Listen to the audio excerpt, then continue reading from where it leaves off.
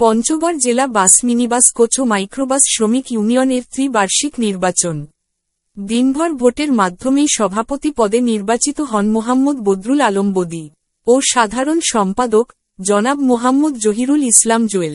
আমাদের পঞ্চগড় প্রতিনিধি এ.কে.এম. আসাদুজ্জামান রানা এর পাঠানো তথ্য ও ভিডিও চিত্রে ডিডি ডেস্ক রিপোর্ট। দিনভর ভোট গ্রহণ ও ভোট গণনা শেষে বিভিন্ন পদের প্রার্থীগণের প্রাপ্ত ভোটের ভিত্তিতে বেসরকারি ফলাফল প্রকাশ ও ঘোষণা করেন।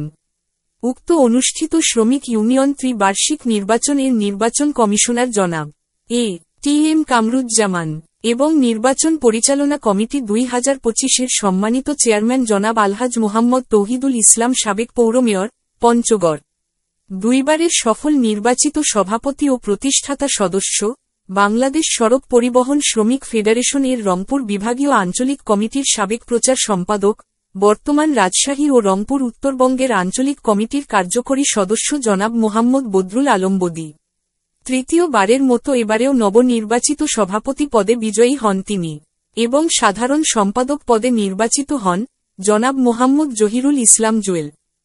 দিনভর গুড়ি বৃষ্টিকে উপেক্ষা করে উক্ত শ্রমিক ইউনিয়নের প্রায় সকল শ্রমিকবৃন্দ অধিক আগ্রহে আনন্দ উৎসব আমেজের মধ্যে ভোটদানে অংশগ্রহণে জেলা শহরের প্রাণকেন্দ্রে অবস্থিত সরকারি অডিটোরিয়াম প্রাঙ্গণ সহ সারা শহরজুড়ে উৎসুক জনতার মাঝে অনুষ্ঠিত নির্বাচনের দিনটি ছিল দেখার মতন।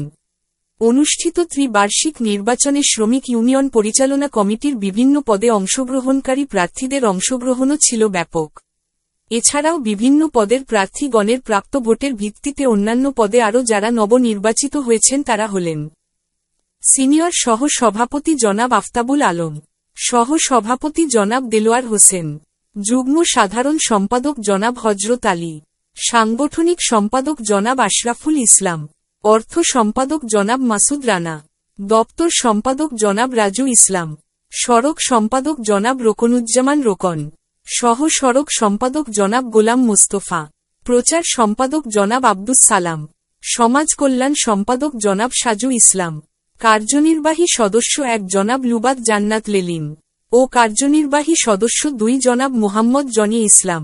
এছাড়াও সহ সাধারণ সম্পাদক পদে একাধিক প্রার্থী না থাকায় বিনা প্রতিদ্বন্দ্বিতায় নির্বাচিত হয়েছেন জনাব মোহাম্মদ জীবন।